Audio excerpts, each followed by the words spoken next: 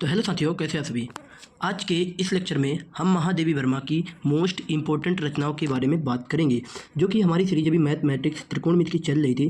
दोस्तों उस पर लगातार कमेंट कर रहे हैं कि सर पढ़ाइए सर पढ़ाइए। ऐसा नहीं होता। देखो, लेक्चर दोनों ही कंप्लीट करने अकेले हैं तो हिंदी भी कंप्लीट होता रहे, अपना मैथ भी कंप्लीट होता रहे। इस तरीके से हम लोग लेके चल रहे हैं, एक रिदम बनाकर चल रहे हैं।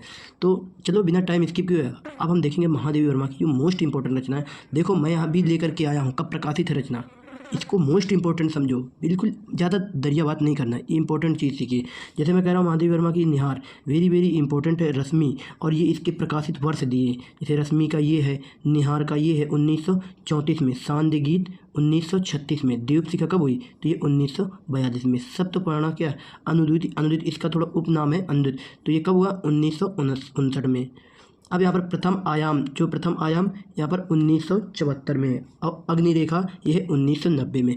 अब हम बात करेंगे, आप बोलोगे भैया आपने तो ये बता दिया कि ये रचना है, लेकिन इम्पोर्टेंट क्या है। तो देखो भाई, इम्पोर्टेंट इसमें पहली बात तो मैं बता दूँ, एक सप्तपर्णा वेरी इंपॉर्टेंट है, और ये आ भी सकती है यामा, देखिए यामा। और जो दीपशिखा है, दीपशिखा ये तो लिखा तो दिया मैंने, लेकिन इनको देखना है। निहार है, निहार इनको देखना है, निहार हो गई। ऐसे ही नीरजा हो गई, इनको भी देख लेना। यामा हो गई। आपको ये जो हैं, ये जो रचनाएं मैंने इतनी बताई हैं, ऐसा याद कर लो।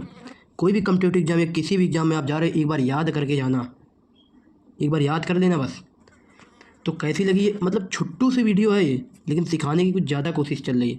अब मैथ की जो क्लास आएगी, कल अपना चैप्टर पूरा एंड हो जाएगा। कल मैथ त्रिकोणमिति, फिर नेक्स्ट चैप्टर। अब एक चैप्टर में एक ही लेक्चर में एक चैप्टर पढ़ाऊंगा। तो बस आज के लिए इतना ही।